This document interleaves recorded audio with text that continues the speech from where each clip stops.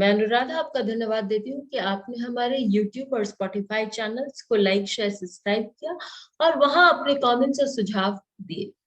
आज हम बात करेंगे कि किसी भी प्लैनेट की दशा को किस तरह से हम प्रैक्टिकली देखें। जब हम किसी भी प्लैनेट की दशा देखते हैं तो वहां उसके जो कारकत्व है वो बहुत महत्वपूर्ण हो जाते हैं। ऐसे तो मैंने दशाओं पर और डिविजनल चार्ट्स पर काफी सारे वीडियो बनाए हैं, लेकिन आज हम एक अलग दृष्टिकोण अपनाएं। तो यदि किसी भी ग्रह की दशा चल रही है, उस ग्रह के साथ 70-80 जो कारकत्व है वो तो हमें उत्तर कलामृत से मिल जाते हैं। आम जिंदगी में हम ये बात जानते हैं कि हर वस्तु या व्यक्ति विशेष किसी ना किसी ग्रह से रिलेटेड होता है। तो उसके जो कारकत्व हैं उस ग्रह के कितने बढ़ जाते हैं हम सबको मालूम है। तो क्या जो 5-7-10 लोग जिनको आप जानते हैं जिनकी सूर्य की दशा चल रही है या शनि की दशा एक साथ 5-7 लोगों की चल रही है, क्या उनके जीवन में एक समान से रिजल्ट्स आते हैं? नहीं, जरूरी नहीं है। किसी एक व्यक्ति का पदोन्नति प्राप्त होती है, किसी एक व्यक्ति का गवर्नमेंट जॉब लग जाता है, कोई बहुत मेहनत करके भी फल नहीं प्राप्त कर पाता, या कोई मेहनत करता है और साथ में उसकी शरीर में भी प्रॉब्लम्स होते हैं, तो कोई अध्यात्म में लग जाता है। ऐसा क्यों होता है? इसके लिए हमें साइन, प्लैनेट और भाव, ये तीनों के कारकत्वों पर ध्यान देना बहुत जरूरी है। यदि हम सूर्य के कुछ कारकत्व देखते हैं, जस्ट 5-7 कारकत्व देख लेते हैं कि उसमें गवर्नमेंट जॉब्स आ जाते हैं, व्यक्ति किस दिशा में अपने जीवन को व्यापन करेगा वो आ जाता है, आपको कितना पावर प्राप्त होता है, आप कितने मेहनत से कोई काम करते हैं या घर, अच्छा घर घर बनाते हैं, सुंदर भव्य घर जिसको हम कहेंगे, आप में कितनी ताकत आती है, आपका प्रभाव लोगों पर कितना पड़ता है, या आप किस वैभव से अपना जीवन व्यतीत करते हैं, किस देवता की आप पूजा करते हैं, आप में कितना साहस है, या कितने सही ढंग से आप कोई काम करते हैं, या कहाँ घूमने फिरने जाते हैं, ये सारी चीजें सूर्य आपको बताता है।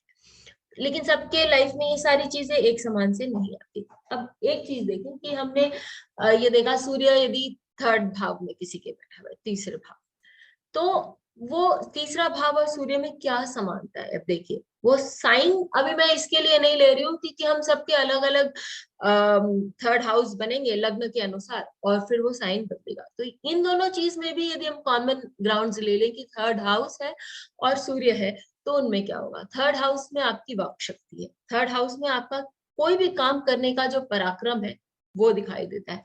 सूर्य ऑलरेडी आपको पराक्रम दे रहा है, आपकी वाक शक्ति में एक पराक्रम होगा कि भाई आप कर सकेंगे। और केवल वाक शक्ति में नहीं, सूर्य आपको किसी भी कार्य में करने के लिए वो क्षमता देता है या पराक्रम देता है कि आप सामने ये नहीं देख रहे कि क्या प्रॉब्लम है क्या नहीं प्रॉब्लम है, आप ये सोच रहे हैं कि मुझे ये काम करना है। तो एक मन लगाकर और एक निडर होकर काम करने की जो क्षमता है वो सूर्य आपके थर्ड हाउस में होने के कारण आपको दे सकता है।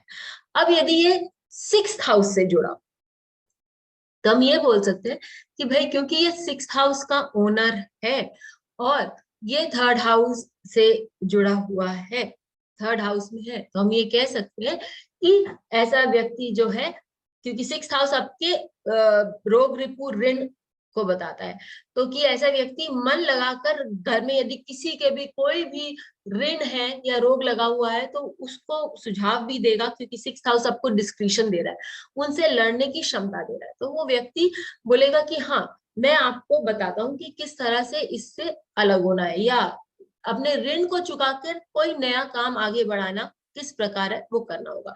अब सिक्स्थ हाउस आपके रिपु का भी भाव है और थर्ड हाउस आपका संघर्ष का भी भाव है, तो आपके अपने रिपुओं से संघर्ष करने की क्षमता जो है वो आपको ये सूर्य दे देगा। यही यदि ये सूर्य द्वादश भाव के स्वामी हुए, क्योंकि कन्या लग्न वालों के लिए द्वादश भाव के स्वामी हो जाते हैं, और ये फिर थर्ड हाउस में बैठे हुए हैं, तो यहाँ हम देखेंगे कि ये अंतर कैसे आ जाता है। यहाँ पर द्वादश भाव भूगना बताता है, द्वादश भाव अध्यात्म बताता है, और द्वादश भाव जो है वो आध्यात्मिक शक्तियों को भी प्रदर्शित करता है या चैरिटेबल कॉजेस बताता है। तो हो सकता है कि ये व्यक्ति जो है वो चैरिटेबल कॉजेस के लिए, थर्ड हाउस आपको घूमने का की क्षमता देता है, शॉर्ट ट्रैवल्स देता है, या आपकी वाक शक्ति में आपको वो बात करने की वो शक्ति देता है। यहाँ आप लोगों को इम्प्रेस करके बात कर सकते हैं, क्योंकि आप में वो अध्यात्म भी है और आप दूर दूर तक घूम फिर कर आए हैं, जहां से आपने एक नॉलेज गैदर करी है, या बहुत कुछ आपने सीखा है, जिस पर अब आपका एक कंट्रोल है, और अच्छे से, क्योंकि वो सूर्य है और थर्ड हाउस में बैठा हुआ है, तो वो आपको एक वाक शक्ति देता है कि आप अपने प्रैक्टिकल एक्सपीरियंसेस को लोगों के सामने बिना डर के प्रस्तुत कर सके, क्योंकि वापस वो 9th हाउस को देख रहा है। तो वहां से हमको ये समझ में आता है। एक और एग्जाम्पल, यदि किसी का सूर्य जो है वो अष्टम भाव का स्वामी है या अष्टम भाव में बैठा, तो अष्टम भाव आपको अध्यात्म दे रहा है, अष्टम भाव आपको रिसर्च करने के लिए दे रहा है, और सूर्य जो है वो उनके कारकत्वों में घूमना भी एक कारकत्व है, to wander from place to place. और अष्टम भाव आपको एकांत भी देता है, तो आप कहाँ जाना पसंद करेंगे? आप हिल्स या ऐसे कोई जगह जाने की इच्छा रखेंगे जहां आप एकांत में अपना रिसर्च कर सके, या आप एकांत में अपना अध्यात्म कर सके। अष्टम भाव, यदि किसी का सूर्य एकादश भाव में बैठा हुआ है, एकादश भाव आपको क्या बताता है?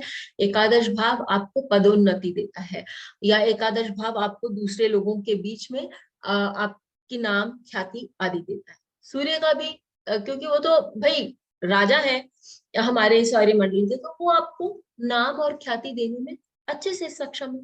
तो जब सूर्य किसी का एकादश भाव में बैठा हुआ है और पंचम भाव को भी यहाँ से वो दृष्ट कर रहे हैं, और यदि वो अच्छे भाव के स्वामी है, तो उस व्यक्ति के जीवन में उस अंतराल में, उस दशा या अंतरदशा में जरूर नाम, शोहरत, पदोन्नति, पैसा आदि आएगा ही, क्योंकि एकादश भाव और पंचम भाव जो है वो पैसे से भी रिलेटेड है, और सूर्य आपको धनवान भी बनाता है।